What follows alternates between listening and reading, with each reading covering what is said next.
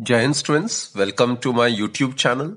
Students, always work hard, dream big, and never ever give up.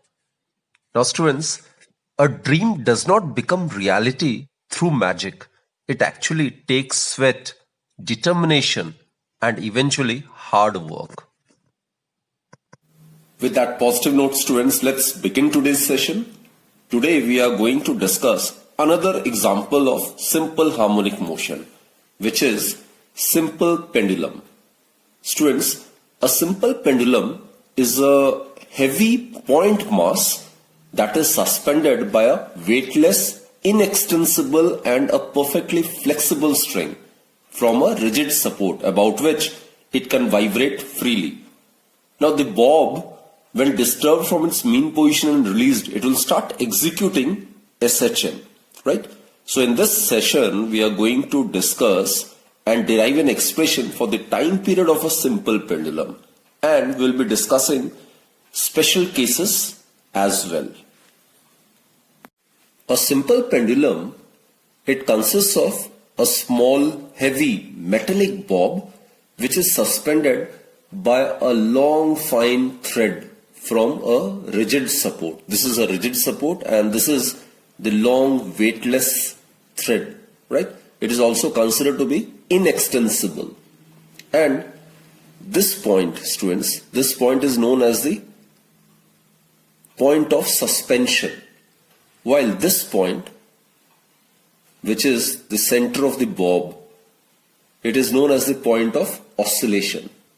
So the point from which the pendulum is suspended is known as the point of suspension. This is the point of suspension.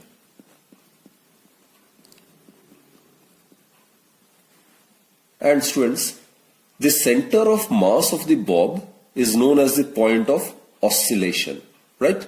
So this is the center of mass of the bob. This point is known as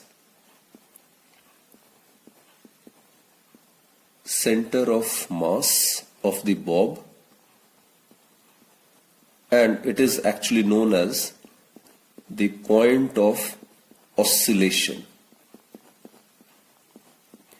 Now when this bob is disturbed from its mean position through small angular displacement, suppose theta, then if it is released, then what happens is this point, it starts executing simple harmonic motion about its mean position between these two extreme limits, which are known as the extreme positions, right? This is what we are going to mathematically justify. So the distance between the point of suspension and the point of oscillation, that's known as the length of the pendulum. So length of the pendulum is defined as the distance between the point of suspension and the point of oscillation, right? And as I stated, students, when the bob is displaced to one side of the equilibrium position and released, then the pendulum oscillates in a vertical plane under the influence of gravity, right? So let us discuss its mathematical part. Now what we consider is, we'll consider the metallic bob to be displaced through a small angle theta from its mean position. This is the angle through which the bob has been displaced from its mean position. Say from position A to position B. And suppose this is the point of suspension, this is point O. Now AB is the small linear displacement. It can be considered to be Y. Now students, when the bob is at position B, then the following forces are acting on it. One is its weight, which will be acting in the vertically downward direction. This is the weight of the bob. So if the mass of the bob is m, then the weight would be mg, right? And the other force is the tension, which will act along the length of the string towards the point of suspension. So this is where the tension will act. So this is represented by capital letter T. Now students, mg can be resolved into two components, into two perpendicular components. One in a direction opposite to the tension, like this.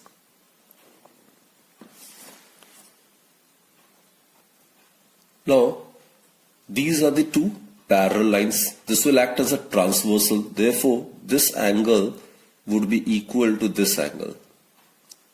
Pair of corresponding angles. So, this component of the weight of the bob would be mg cos theta.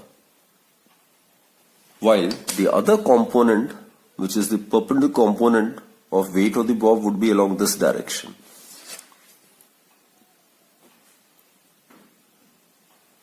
This component of weight of the bob is mg sin theta. And from the diagram, it's pretty evident, students, that the component of the weight of the bob mg cos theta will be balanced by the tension acting in the string towards the point of suspension. While on the other hand, the component mg sin theta, this will provide the bob the restoring force. This will be the restoring force which will tend to bring the bob back to its mean position. Right? Now, when the bob comes to mean position, then due to the inertia of motion, it overshoots its mean position and go to the other extreme. And the process repeats. So as a result, it starts executing vibratory motion about its mean position between these two extreme limits, which are known as the extreme positions. Right? So, the restoring force which acts on the bob so as to bring it back to the equilibrium position is given by, that is, the restoring force acting on the bob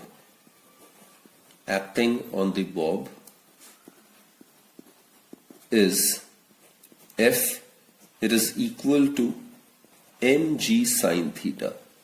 And this negative sign is to be introduced over here, students. Now look, the negative sign, it indicates that restoring force on the bob, it acts in a direction opposite to which the angular displacement increases. Now angular displacement increases along this direction, isn't it? But restoring force is acting in the opposite direction. Angular displacement is increasing away from the mean position and restoring force acts towards the mean position. So that is why this negative sign is introduced over here. Clear, students? So therefore, the acceleration, the restoring force will definitely produce an acceleration in the motion of the bob, which is given by the acceleration is A is equal to, obviously it's force divided by mass of the bob. So it is minus mg sin theta divided by m. That is minus g sin theta. Now as we have discussed, it will execute SHM only when the angular displacement is small. That is, theta is small. Theta is small. So therefore, sin theta, it may be approximately written as theta. Or in other words, the acceleration in the bob would be minus g theta. Now also, theta, angle we are aware, it's given by the length of the arc divided by radius. So theta, from this diagram, it's pretty clear. It is y divided by L. Therefore, acceleration, it would be equal to minus g. Substitute this value of theta over here. So we get y by L. Now here g, which is the value of acceleration due to gravity at a place, is constant. L is the length of the pendulum, which will be constant, obviously. Therefore, acceleration may be written as minus g by L into y. Now students, what we have proved is that the acceleration of the bob is directly proportional to the displacement. And this negative sign suggests that the acceleration of the bob is directed towards the mean position. Now these are the two conditions which are required to be satisfied so as to prove that the body executes SHM once it's disturbed from its mean position and released. So that is what we have done over here, right? Again, I repeat, students. Here G and L are constants. Therefore, for small displacements, the acceleration of the bob is proportional to the displacement, and this negative sign is indicative of the fact that the acceleration is directed towards the mean position. So therefore, the motion of the bob of the pendulum is simple harmonic in nature. The time period of oscillation of a body executing SHM is given by T equals to 2 pi square root of displacement divided by acceleration. Right? This is the formula for the time period of a particle executing SHM. Now displacement over here is y and acceleration is a. So y by a from here, it's L by g. Y by a is equal to L by g, obviously in magnitude. We have already discussed the significance of this negative sign. So therefore, substitute this value of y by a as L by g over here. Therefore, students, the time period of a simple pendulum is given by T equals 2 pi square root of y by a is equal to L by g. It is L by g. So this is the expression for the time period of a simple pendulum. The time period of a simple pendulum is thus directly proportional to the square root of its length. Therefore, shorter the length, lesser will be the time period. That is, lesser will be the time taken by the simple pendulum to complete one oscillation.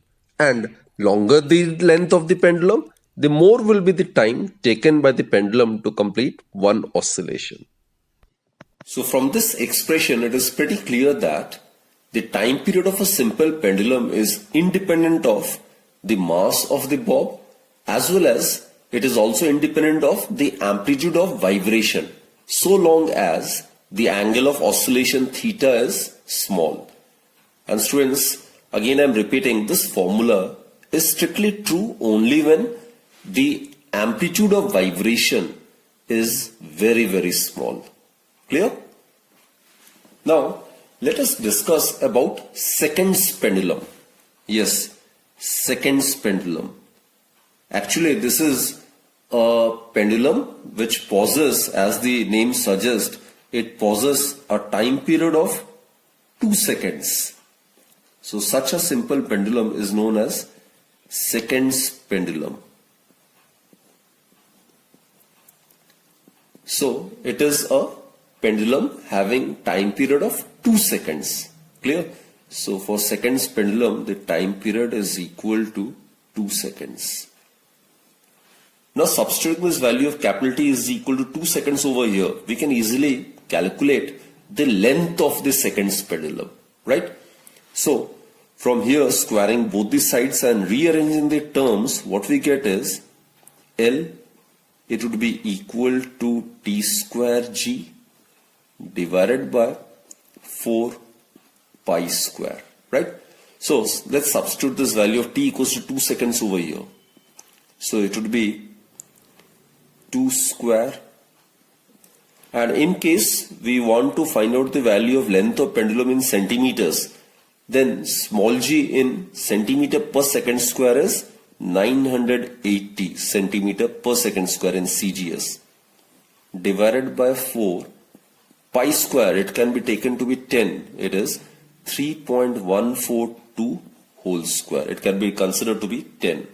So if you solve it, 4 get cancelled and it will be 10. So it will be about 99 centimeter. So it is actually 99.3 centimeter, right? So seconds pendulum is a pendulum having time period of 2 seconds. And for a pendulum to have a time period of 2 seconds, its length must be approximately 100 centimeter. Students, now we are going to discuss the time period of simple pendulum of infinite length. For that, students, first and foremost, we need to derive an expression for the time period of a simple pendulum whose length of the pendulum is very large. It is not negligible as compared to the Earth's radius, right? Refer to this particular diagram, students. Here we have considered the length of the pendulum is not negligible as compared to the Earth's radius, that is R. Capital R is the Earth's radius and this is the pendulum and having length as L, right? Suppose it is displaced through a small angular displacement theta. And when the bob is at point A, then obviously it will be experiencing forces, right? Its weight will act in the radially inward direction towards the center of the earth. So at point A, the weight of the bob will be acting along this direction. So this is it. This will be the weight. It is mg.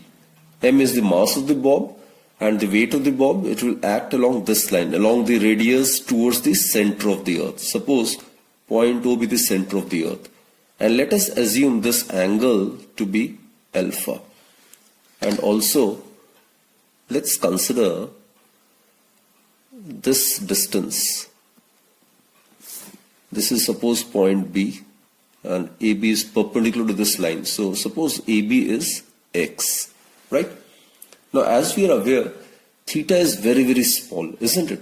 So over here, theta would be equal to this length of the arc, which can be considered to be X to good approximation.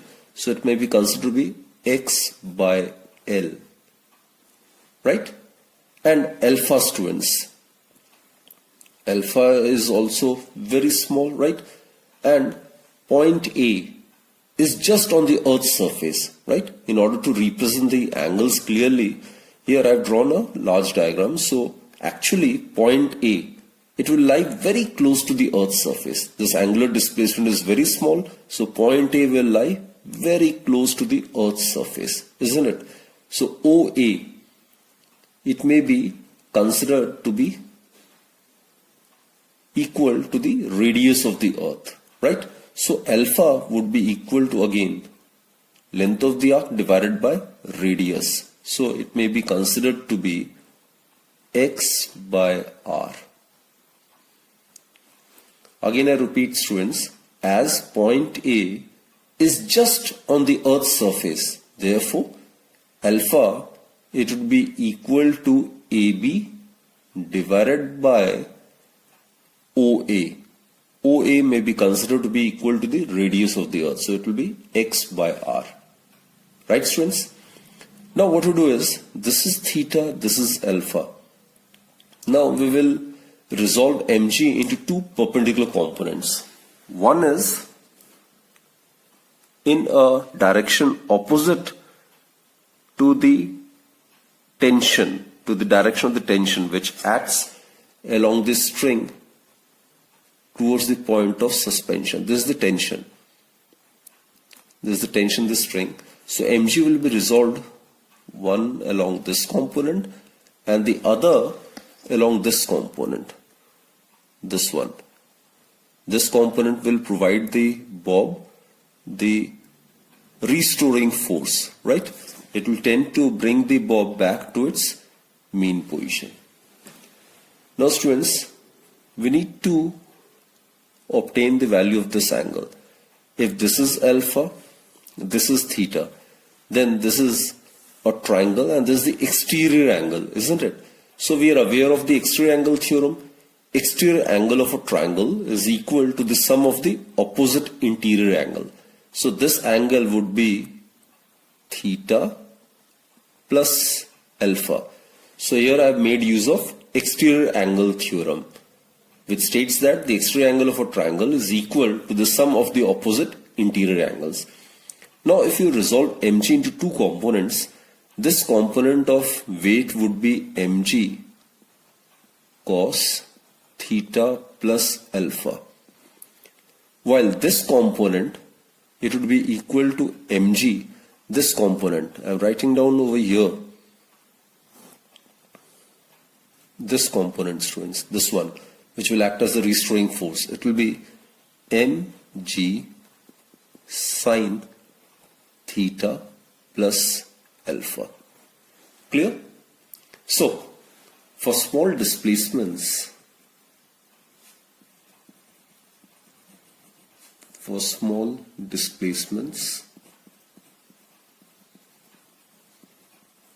the restoring force acting on the bob is given by this component, mg sine theta plus alpha, with negative sign. Negative sign I have already stated, students.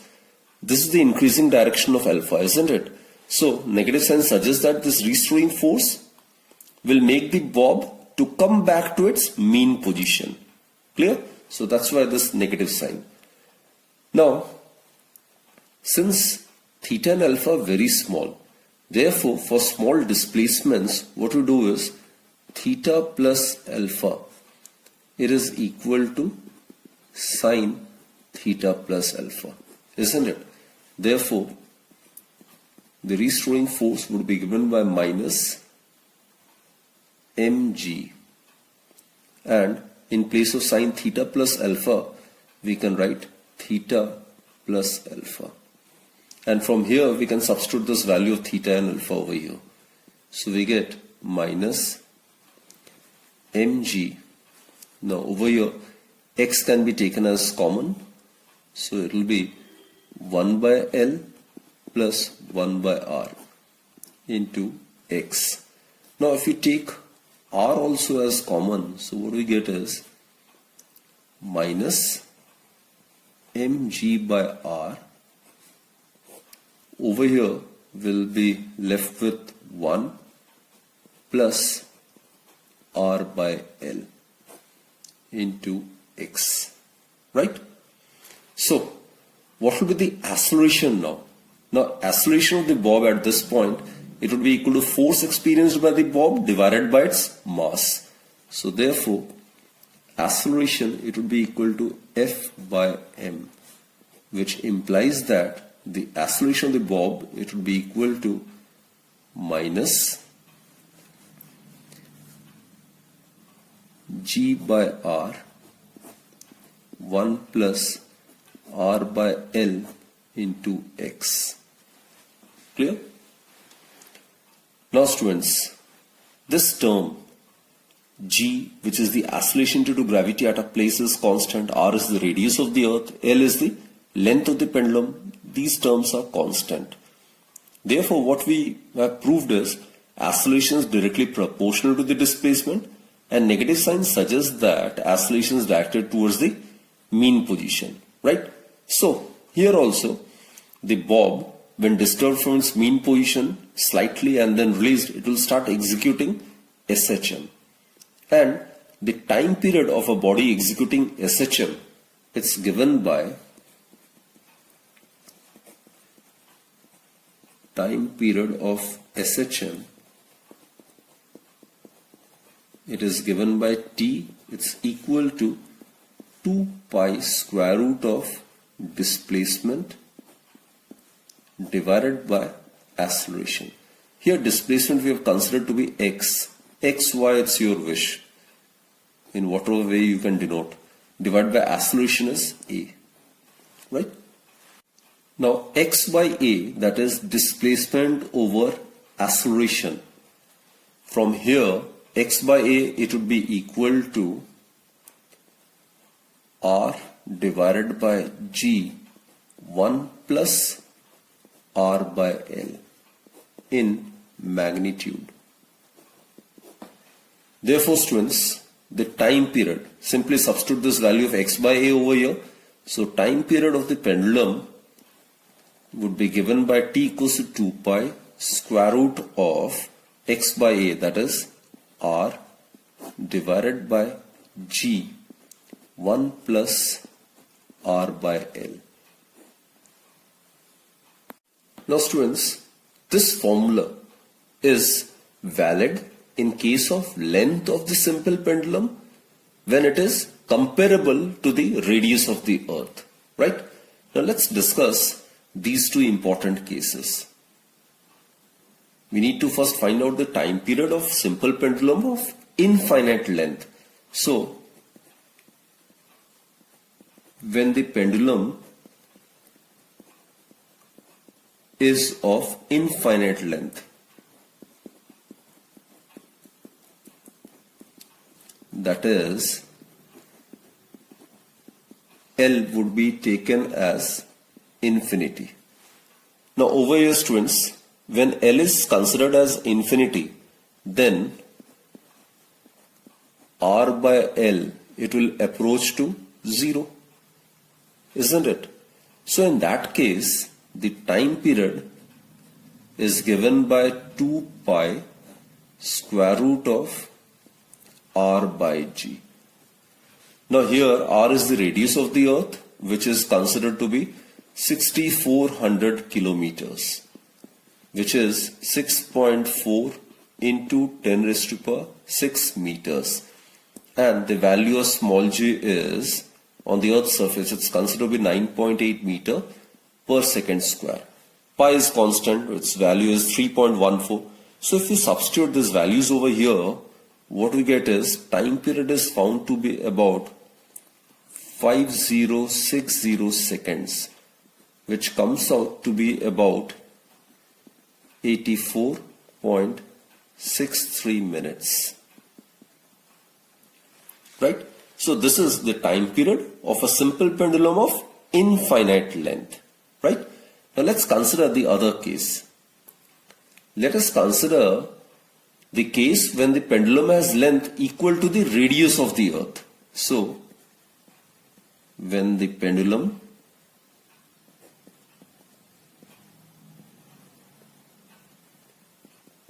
is of length equal to the radius of the earth,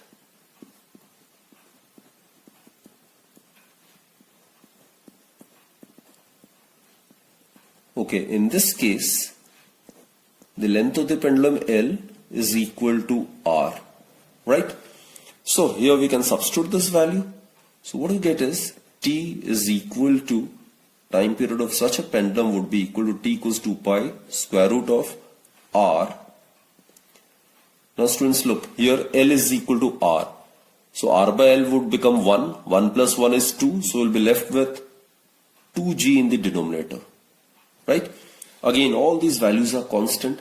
If you substitute this value, we get the value of time period is about 3579 seconds.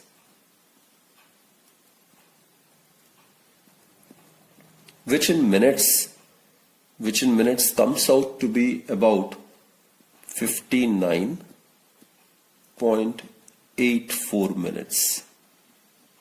Simply divided by 60 and we'll convert seconds into minutes, right? So these are some very, very important results which you might be or you may be asked in the comparative examinations. Let us try to attempt these questions which are based on simple pendulum. Here goes the first one. Will a pendulum clock gain or lose time when taken to the top of the mountain? Now students, the time period of a pendulum is given by the time period of a simple pendulum. Just now we have derived it. It's given by T is equal to 2 pi square root of L by G.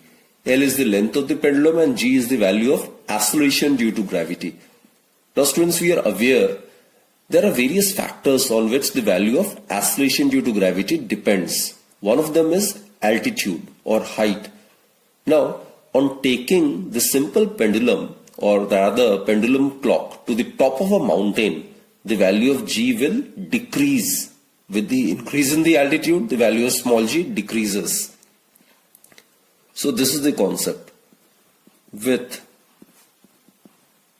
increase in height or altitude, the value of small g decreases. Now from this, it's pretty clear that with the decrease in the value of small g, time period t will increase, right? Therefore, time period t will increase, which suggests that the pendulum clock will take more time to complete one vibration, or in other words, it clearly indicates that it will lose time.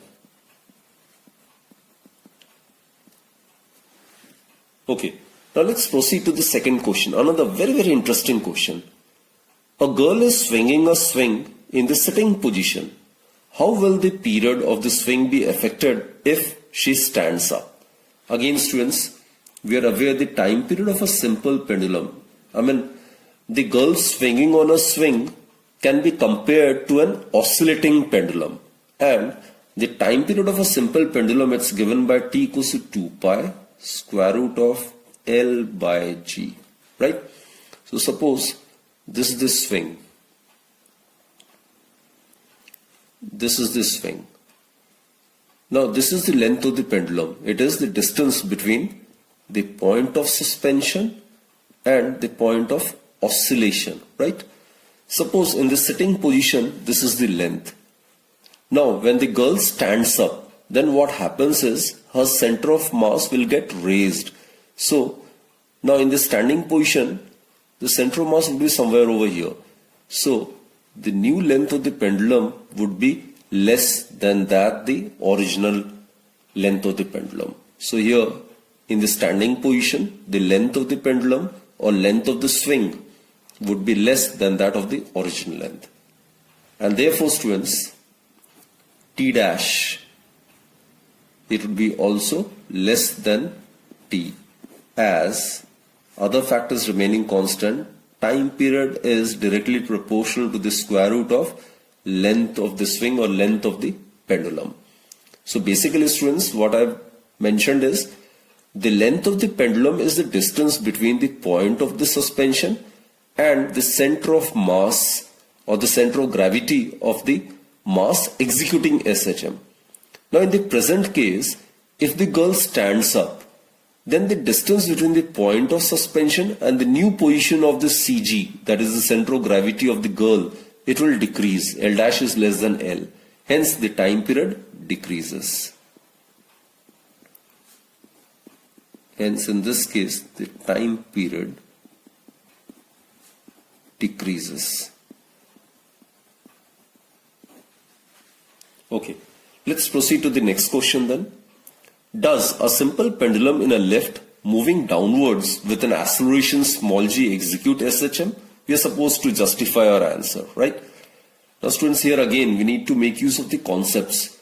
When a lift moves downwards with acceleration A, this is the article which we have done in the laws of motion, right? So when a lift moves downwards with acceleration A, then the apparent weight of the bob would be given by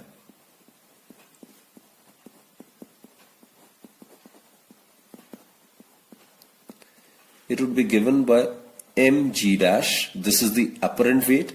It would be equal to mg minus A, right? This is the formula. In case it moves upwards, then the apparent weight is given by mg dash is equal to mg plus A. In case of moving downwards, then the apparent weight is given by mg minus A, right? In the present question, it is given that the simple pendulum in a lift is moving downwards with an acceleration g. So here, it is given that A is equal to small g. Therefore, students, the apparent weight would be mg dash, it would be equal to mg minus g, which is equal to 0. Or G dash would be equal to 0.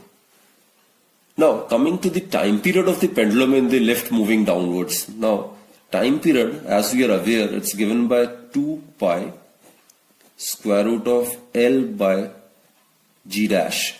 Now G dash being 0, time period will become infinite, since G dash is equal to 0, which implies that the time period will become infinite.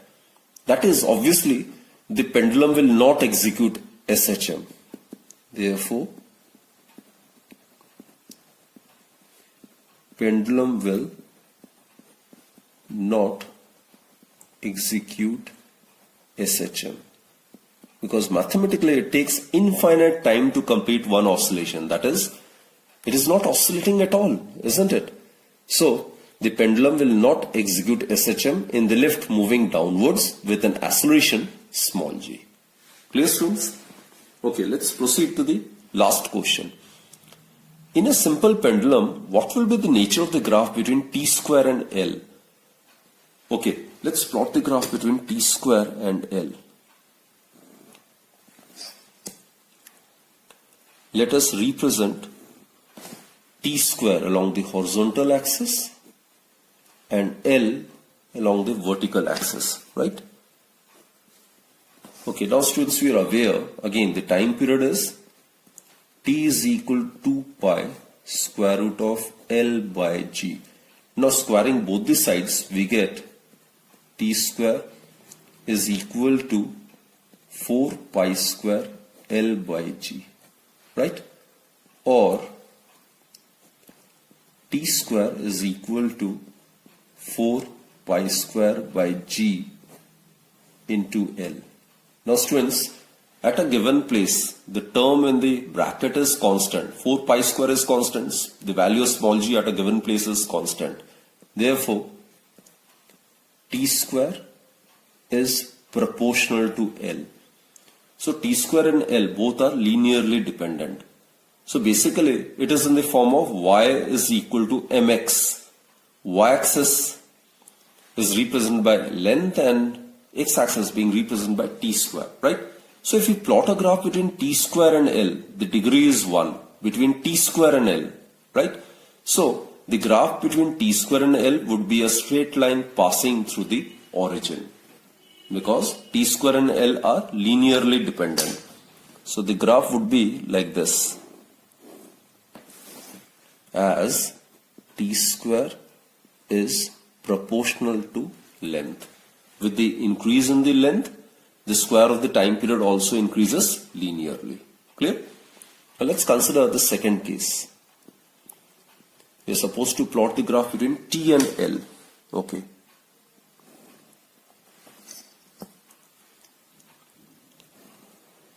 So suppose this is t, right? And let us represent length of the pendulum along the vertical axis. Now students, again make use of this equation. Between t and L, this is constant, right? And if we plot a graph between L and t, then the degree of the equation is 2. So the graph between t and L would be a parabola. It is in the standard form of y square is equal to 4ax. That's the standard equation of a symmetric parabola. So here the graph would be somewhat like this.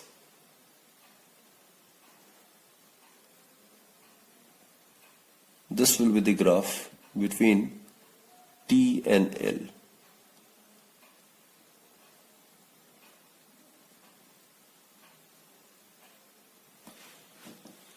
Right? And in case if you interchange the coordinates, then again the nature of the graph will remain parabolic, but it will curve in the opposite side. So this is length, and if time period is represented along the vertical axis, then the graph would be like this. Again, it's a parabola.